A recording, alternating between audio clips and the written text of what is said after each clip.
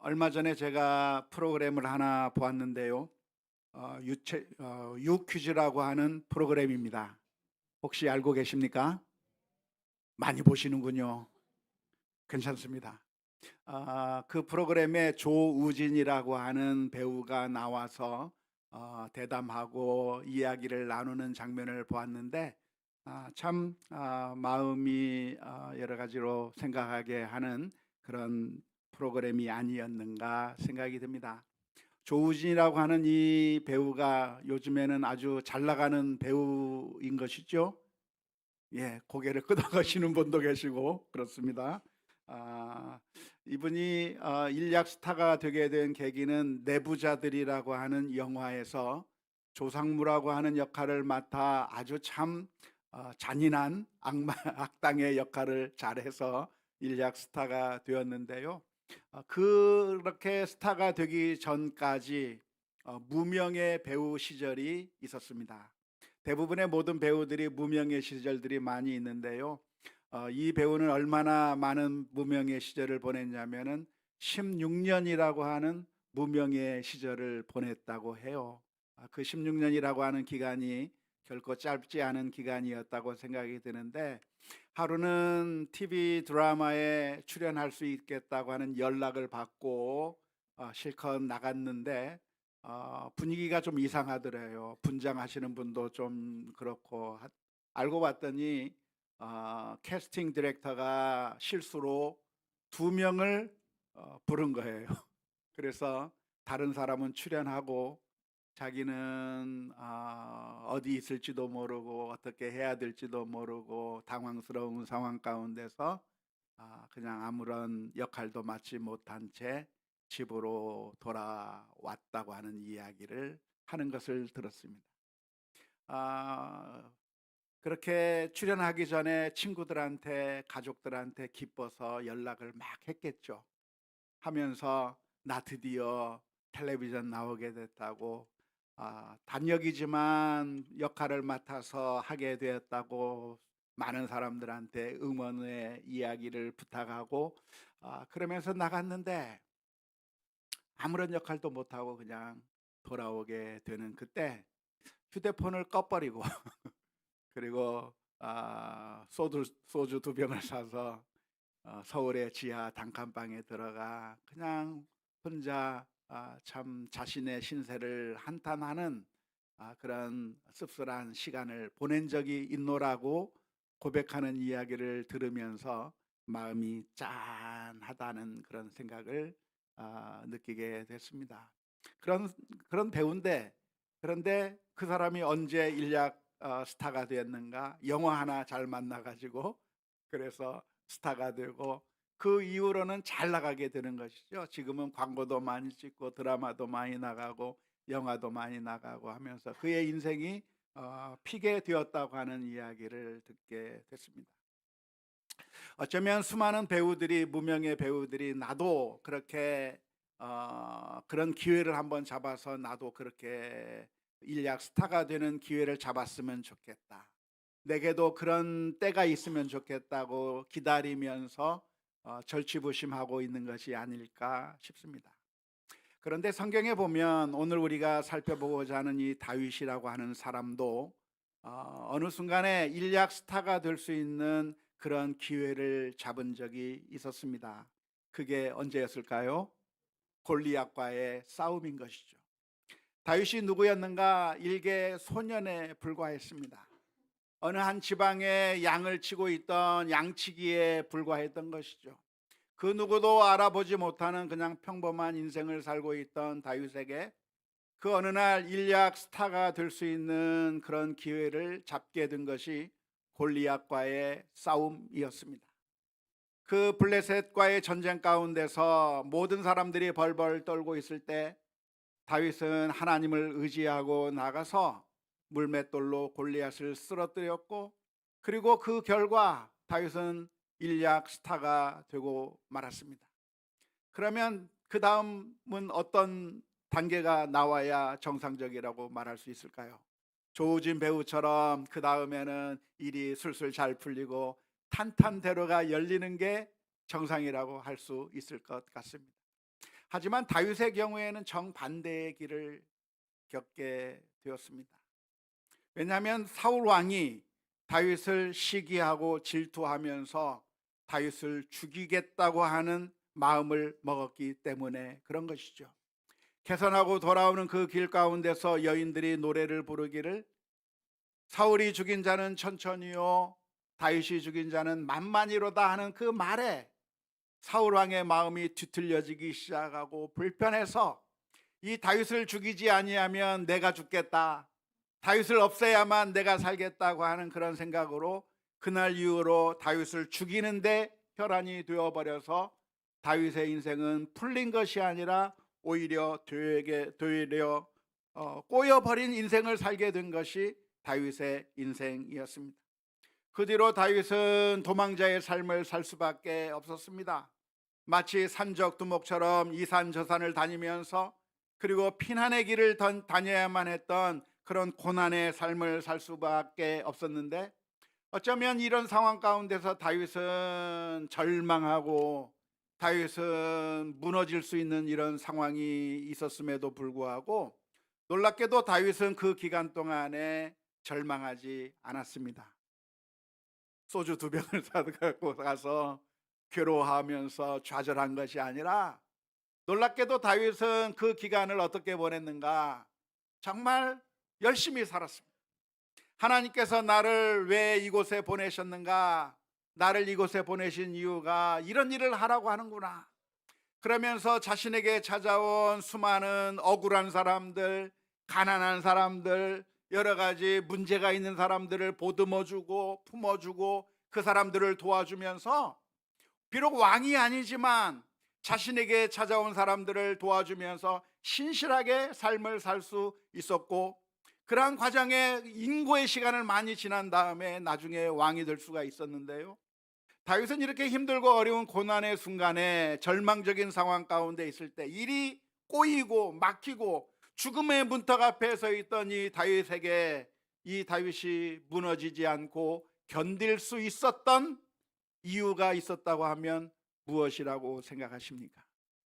저는 그것은 다윗의 믿음에 있었다고 생각을 하게 되는데요, 다윗에게는 어떤 믿음이 있었는가? 우리가 추측해 본다고 한다면 다윗은 하나님에 대한 믿음이 있었을 것이라고 믿습니다. 하나님을 어떻게 바라본 거죠? 하나님이 나의 목자시다. 다윗이 쓴 시편 23편의 고백처럼 하나님이 나의 목자시다, 여호와는 나의 목자시니 내게 부족함이 없으리로다 라고 하는 고백으로 믿음을 가지고 살아가게 된 것이죠. 지금 이 힘들고 어려운 시간입니다. 사울 왕에 의해서 죽을 수도 있는 그런 위험한 상황 가운데 지내고 있습니다. 마치 사망의 음침한 골짜기를 가는 것과 같아요. 하지만 그런 상황 가운데서도 왜 다윗은 절망하지 않았는가? 왜 다윗은 담대하게 일어설 수 있었겠는가? 하나님이 나의 목자라고 하는 사실을 믿었기 때문일 거라고 생각이 듭니다. 그래서 지금은 힘들고 어려운 상황을 지나가고 있지만, 이렇게 힘들고 어려운 상황을 지나가는 것이 결국은 내가 망하게 되고 결국은 내가 완전히 사라질 수밖에 없는 그런 상황에 내가 들어간 것이 아니라, 여호와는 나의 목자시니, 지금 사망의 골짜기를 지나가지만 이 골짜기를 지나가면 무엇이 기다리고 있을까요? 푸른 초장이 나올 거야. 이 사망의 음침한 골짜기를 지나가면 이 목자가 나를 이곳으로 인도하고 있지만, 이 골짜기를 지나가면 무엇이 기다리고 있어요? 물가가 나오는 것이, 쉴만한 물가가 나오는 것입니다. 그래서 다윗의 고백이 무엇입니까? 시편 23편 4절의 말씀에 내가 사망의 음침한 골짜기로 다닐지라도 해를 두려워하지 않을 것은 주께서 나와 함께 하심이라. 주의 지팡이와 막대기가 나를 안위하시나이다. 인생의 가장 힘들고 어려운 고난의 길, 내가 원하는 것은 안 되고 시도했던 것마다 다 망가져 버리고 내 인생이 풀리지 않고 무명의 시절만 지나가게 되고 다른 사람들이 나를 바라보면서 너는 실패자라고 말하는 그런 일들이 내 앞에 펼쳐지고 있다고 할지라도 이것이 두려워할 것이 아니라, 걱정할 것이 아니라 담대할 수 있었던 이유가 무엇인가? 여호와는 나의 목자시기 때문에. 하나님께서 내 길을 이 길로 인도하시는 것은 나를 망가뜨리기 위해서가 아니라 결국에는 푸른 초장으로 쉴만한 물가로 인도하시는 하나님이라고 하는 사실에, 그것을 믿었기 때문에 다윗은 승리의 길을 걸어갈 수 있었을 것이라고 믿습니다. 뿐만 아니라 다윗이 가지고 있었던 믿음이 무엇일까요? 그것은 바로 이 세상은 하나님께서 다스린다고 하는 믿음입니다. 지금 눈앞에는 무슨 일이 펼쳐지고 있습니까? 사울이 왕이 돼서 그래서 자신을 죽이려고 달려들고 있는 것이죠. 이 세상의 모든 사람들이 사울 왕 앞에 굴복하고 있고, 이 세상의 모든 사람들이 사울 왕의 명령 한마디에 움직이고 있어서 이 세상을 사울 왕이 장악하고 있고, 사울 왕의 뜻대로 이 세상이 돌아가는 것처럼 보이지만, 그러나 실제로 이 세상을 주관하시는 분이 누구예요? 하나님이시다. 하나님이 이 세상을 다스리시기 때문에 사울 왕이 아무리 까불어도, 사울 왕이 아무리 나를 죽이려고 달려든다고 할지라도 하나님께서 이 세상을 다스린다고 한다면 두려워할 것이 없다고 하는 믿음으로 견뎌냈을 것이라고 믿습니다. 시편 2편 1절에서부터 4절 말씀에 보면 이런 시가 있습니다. 어찌하여 이방 나라들이 분노하며 민족들이 헛된 일을 꾸미는가? 세상의 군왕들이 나서며 관원들이 서로 꾀하여 여호와와 그의 기름 부은 받은 자를 대적하며 우리가 그들의 맨 것을 끊고 그의 결박을 벗어버리자 하는도다. 하늘에 계신 이가 비웃으심이요, 주께서 그들을 비웃으시리로다. 사울왕이 지금 다윗을 죽이려고 달려들고 있지만, 사울왕이 지금 판을 치고 있지만 다윗이 두려워하지 않는 겁니다. 왜? 이 세상은 사울왕이 다스리는 것처럼 보여도 사울왕의 뜻대로 돌아가는 것이 아니라 하나님께서 천지를 다스린다고 하는 사실을 알기 때문에, 하나님이 다스리는 그 세상 가운데서 여호와가 나의 목자시라고 하는 그 사실을 알게 될 때 두려워할 필요가 없었다고 하는 것을 다윗이 알고 담대하게 승리하게 되었는 줄로 믿습니다. 아무리 세상의 군왕들이 설친다고 할지라도 하나님께서 약속하신 것은 무엇입니까? 어느 날 양을 치고 있던 다윗에게 하나님께서는 사무엘을 보내셔서 기름을 부으시고 내가 너로 하여금 이스라엘의 두 번째 왕으로 삼으시겠다고 하신 그 약속, 무너지지 않고 사라지지 않고 하나님께서 이 세상을 주관하신다고 하는 사실을 알기 때문에 두려워할 것이 없는 것이죠. 다윗이 어떻게 골리앗과 싸울 수 있었어요? 그 조그만 소년이 어떻게 그 큰 장수와 싸울 수 있었어요? 그것은 하나님이 다스린다고 하는 사실 때문이에요. 전쟁이 총칼에 있지 아니하고 칼과 창에 있지 아니하고 전쟁은 누구에게 달려있다? 하나님에게 달려있다. 그러니까 하나님을 믿고 의지하면서 나아갈 수가 있게 되었던 것이죠. 성경에 보면 수많은 믿음의 위인들이 있는데, 수많은 위인들이 가지고 있었던 믿음의 공통점이 바로 그것입니다. 요셉과 같은 사람은 노예로 팔려갔고 억울하게 감옥에 들어갔어도 그 상황 가운데서 좌절하지 않았어요. 내 인생이 나락으로 떨어져도 좌절하지 않았습니다. 왜? 여호와는 나의 목자라고 하는 것을 알았고 그 하나님께서 뜻이 있어서 나를 이곳에 잠시 맡겨 놓으셨다고 하는 것을 알았기 때문에 요셉은 그 어떤 상황 가운데서도 좌절하지 않고 하나님께서 내게 맡겨주신 그 사명을 신실하게 감당하게 된 것이죠. 믿음의 사람 다니엘도 마찬가지입니다. 바벨론으로 포로로 끌려갔어요. 거기서 사자굴에 들어가게 되었어요. 하지만 다니엘이 걱정하지 않았습니다. 두려워하지 않았습니다. 왜 그렇습니까? 하나님이 나의 하나님이니까, 하나님이 세상을 다스리니까. 이 두 가지만 기억한다고 하면 우리가 어떠한 상황 가운데 있다고 할지라도 두려워할 것이 없다고 하는 것을 기억해야 될 줄로 믿습니다. 우리 옆 사람에게 말합시다. 하나님이 나의 목자십니다. 하나님이 세상을 다스립니다. 아멘. 그런데 어느 날 놀라운 일이 일어난 거예요. 그런 상황 가운데서 도망다니던 다윗에게 어느 날 역전의 기회가 찾아오게 되었습니다. 이스라엘에 가보면 수많은 동굴들이 많이 있는데 건조한 땅이라서 동굴 속에 들어가서 숨기 쉽고 동굴이 또 깊고 여러 골로 나눠져 있어서 동굴에 들어가서 숨기 쉬운 그런 지형에 있는데 다윗이 도망을 다니면서 굴 속에 들어가 숨어 있었을 때였습니다. 사울이 이 다윗을 죽이기 위해서 군사들을 이끌고 쫓아오다가 한 번은 뒤를 보기 위해서 굴 속에 들어가서 한다는 것이 하필이면 다윗과 부하들이 숨어 있는 바로 그곳으로 사울 왕이 들어오게 된 것이죠. 모든 군사들을 다 내두고 혼자서, 그것도 무기도 가지지 않고 다윗이 숨어 있는 바로 그 굴로 들어갔으니 호랑이 굴 속에 들어간 것이나 마찬가지입니다. 지금 이 순간에 다윗과 그 부하들이 칼로 죽여버리면 꼼짝없이 당할 수밖에 없는 그런 상황 가운데 마련하게, 그런 상황을 맞이하게 된 것이죠. 이것은 어쩌면 하나님께서 주신 기회라고 생각될 만큼 아주 좋은 절호의 기회였고, 자신을 죽이려고 했던 이 사울 왕을 원수를 갚을 수 있는 절호의 찬스를 맞이하게 된 것입니다. 그러자 그 다윗의 부하들이 다윗에게 이런 이야기를 했습니다. 사무엘상 24장 4절의 말씀이죠.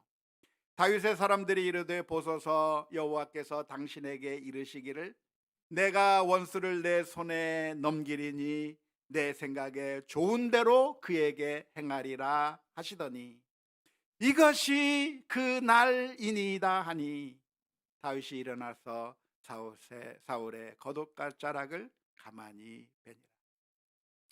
지금 다윗의 부하들이 다윗에게 이야기를 하는 겁니다. 장군님, 하나님께서 장군님을 왕으로 세우시겠다고 하셨죠? 하나님께서 다윗을 왕으로 세우시겠다고 기름을 부으셨잖아요. 사울 왕이 아니고 다윗 왕을 세우시겠다고 하셨는데, 그래서 승리케 해주시겠다고 했는데 바로 이때가 그때가 아니겠습니까?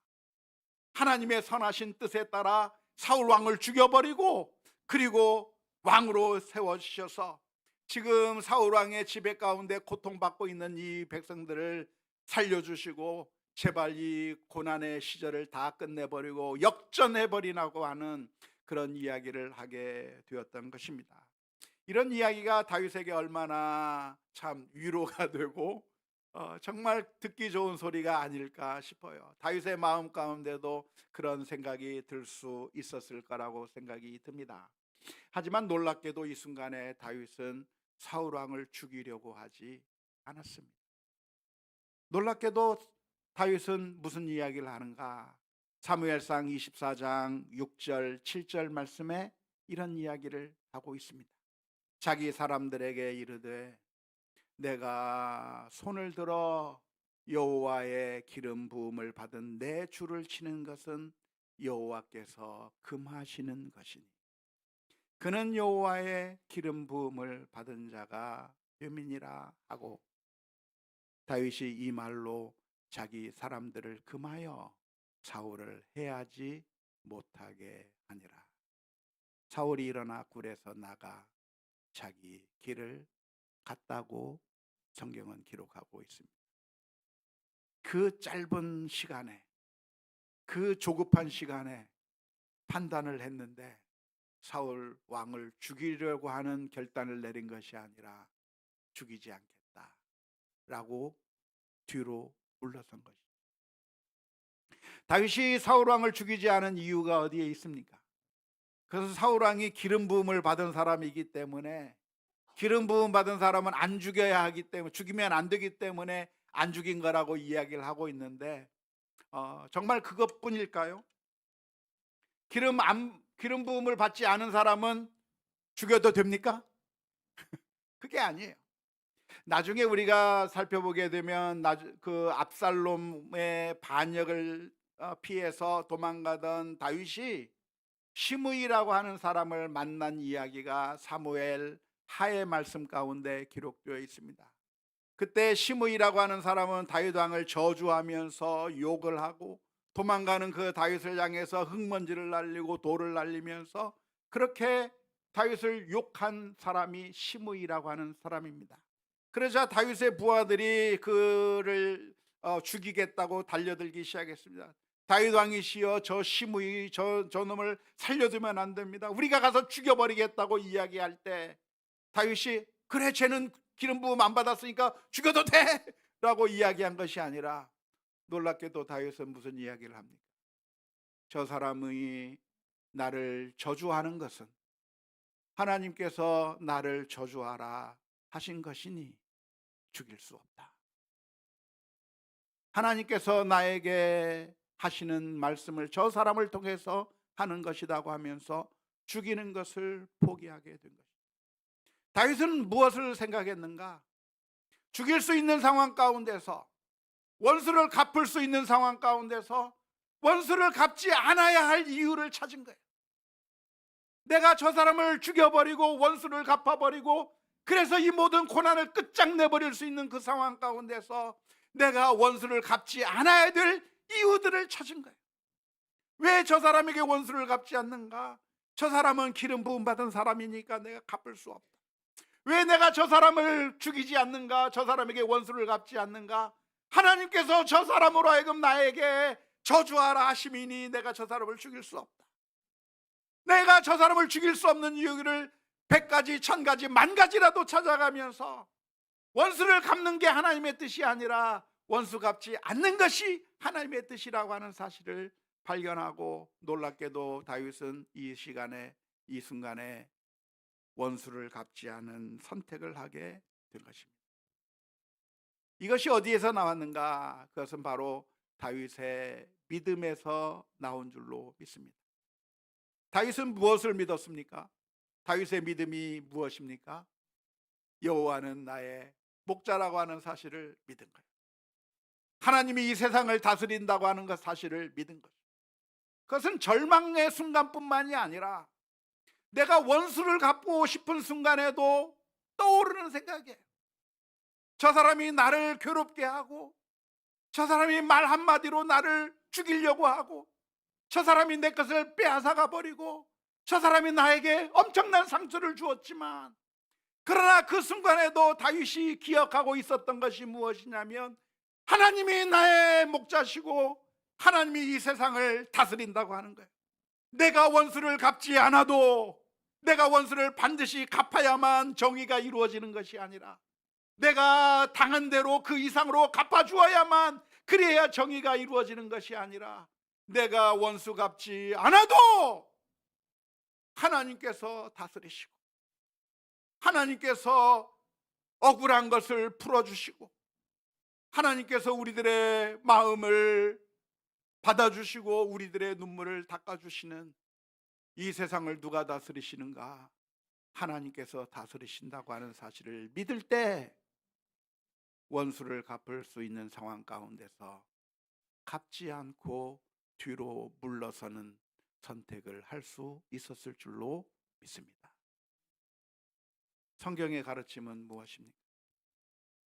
우리가 하나님을 믿는다고 한다면, 하나님을 믿으면 그 자연스러운 결론이 이웃에 대한 사랑으로 나타나야 합니다. 하나님을 믿는다고 하면서 이웃을 사랑하지 않는다면, 하나님을 믿는다고 하면서 원수를 용서하지 않는다면, 하나님을 믿는다고 한다면서 자비와 인애와 긍휼이 없다면 믿음이 아니에요. 하나님을 믿는다고 한다면 용서할 수 있어야 돼요. 왜? 하나님이 다스리시니까. 하나님이 결국에는 정의를 세워주실 것이니까. 하나님께서 우리의 억울함을 풀어주실 것이니까. 만일 우리가 하나님을 믿지 않는다고 한다면 내 손으로 원수를 갚아야 하고, 하나님이 없다고 한다면 우리가 억울한 것을 내가 풀기 위해서 내가 노력해야 되고, 하나님이 계시지 않는다고 한다면 내가 내 손으로 내 이익을 쟁취해야 하지만, 하나님이 계신다고 하는 사실을 알고 믿는다고 한다면 내가 원수를 갚지 않아도 하나님께서 모든 것을 바로 잡으실 거라고 하는 사실을 믿어야 하는 것이고, 결국 그것은 이웃에 대한 사랑으로 인애와 긍휼과 너그러움으로 나타날 줄로 믿습니다. 성경의 가르침은 무엇입니까? 예수님께서는 이런 말씀을 해 주셨습니다.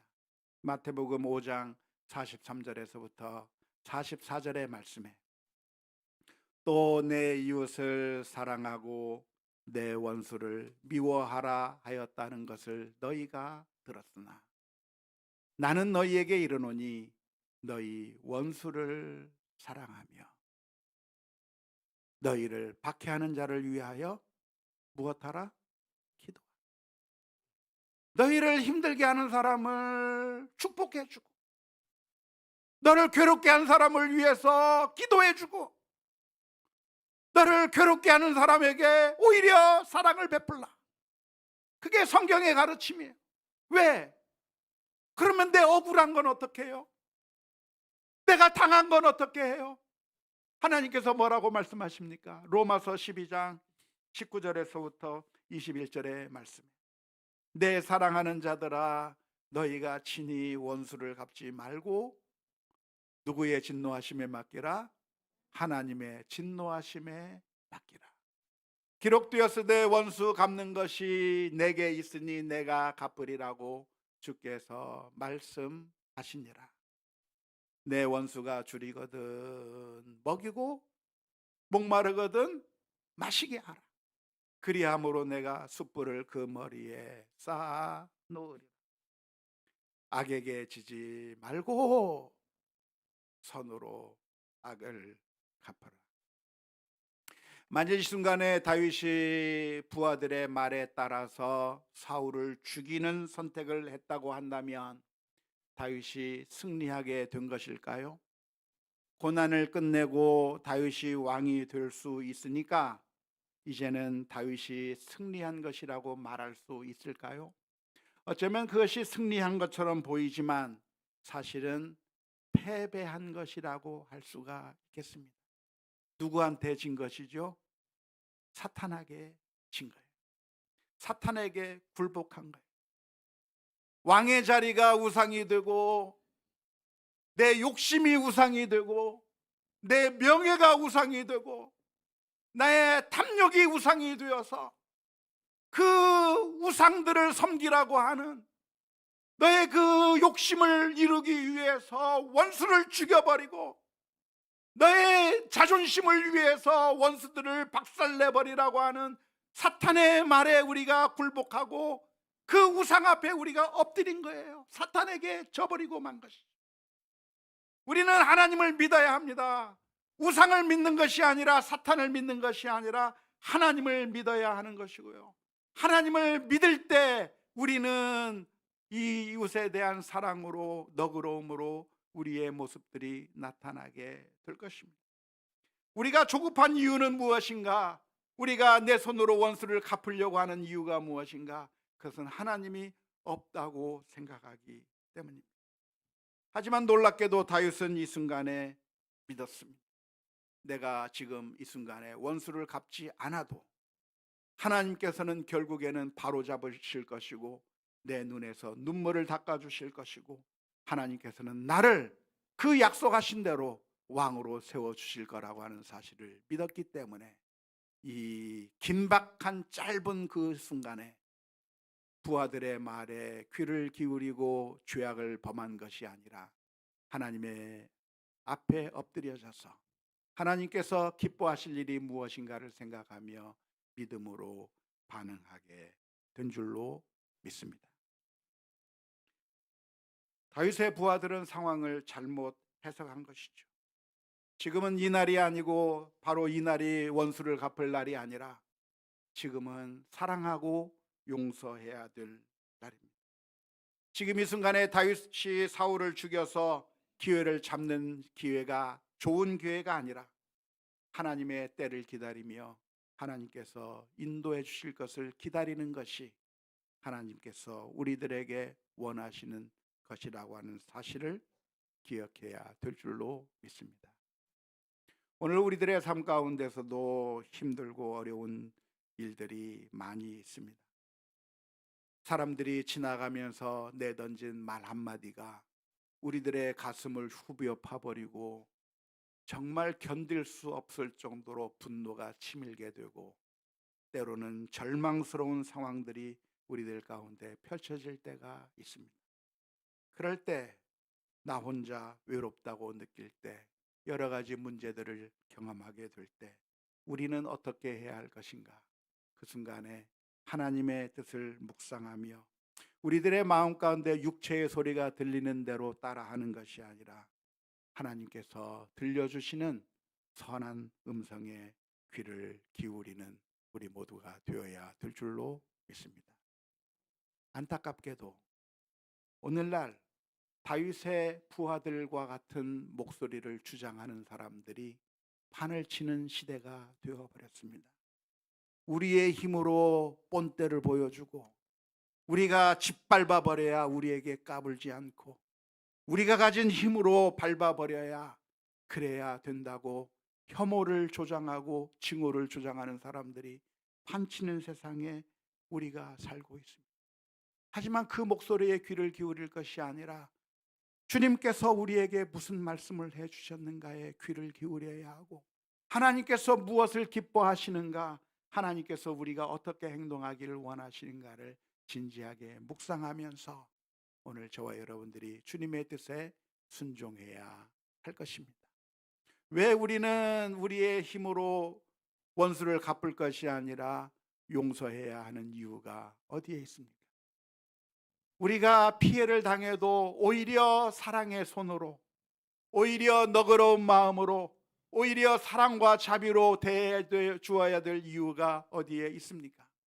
그것은 우리가 저 사람들보다 도덕적으로 더 뛰어나다는 것을 보여주기 위해서 그렇게 하는 것일까요? 사실은 그게 아니라 알고 보면 우리가 먼저 용서를 받았기 때문이에요. 우리가 누군가, 우리가 용서할 수 있는 사람이 아니라 사실은 이 이야기에 등장하는 사울을 더 많이 닮아 있기 때문에 그래요.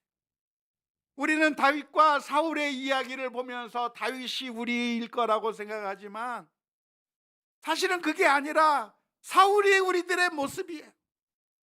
사울처럼 우리는 죄악을 저질렀고 사울처럼 우리는 하나님의 뜻에 따라 살지 못했고 늘 실패하며 늘 넘어지는 것이 바로 우리들의 모습이에요. 그런데 놀라운 것은 하나님께서 우리를 심판하지 않고 용서하셨다는 거예요. 그냥 용서하신 것이 아니라 다윗이 사울을 용서할 때 그것은 자신이 더 이상 고생하는 것을 끊어버릴 수 있는 절호의 기회였음에도 불구하고 계속해서 고난의 길로, 계속해서 아픔의 길을 더 겪어야만 하는 그런 희생을 감수하면서까지 사울을 용서했던 것처럼 하나님께서 우리를 어떻게 용서해 주셨는가? 우리의 죄를 용서하시기 위해서 예수님께서 십자가에 못 박혀 죽으시고 우리를 위하여 모든 것을 다 내어주신 하나님의 놀라운 사랑 때문에 우리 모두가 용서를 받고 구원을 얻었기 때문에 그런 용서를 받은 우리가 하나님의 은혜 안에서 우리에게 죄 지은 자를 용서하고 사랑의 손길을 내미는 것이, 그것이 하나님께서 우리에게 원하시는 일이라고 하는 사실을 기억할 수 있기를 주님의 이름으로 축원합니다. 늘 넘어질 때가 많고 늘 실패할 때가 많지만 하나님께서 우리를 어떻게 사랑하셨는가 늘 다시 한번 생각하며 무슨 일이 있을 때마다 그냥 마음속에 떠오르는 다윗의 부하들이 하는 그 말과 같은 소리들이 우리에게 들리는 대로 행동하는 것이 아니라 잠깐 멈추어 서서 우리가 얼마나 큰 은혜와 사랑을 받았는지 다시 한번 되돌아보며 주님의 뜻에 따라 순종해 나가는 우리 모두가 다 될 수 있기를 주님의 이름으로 축원합니다.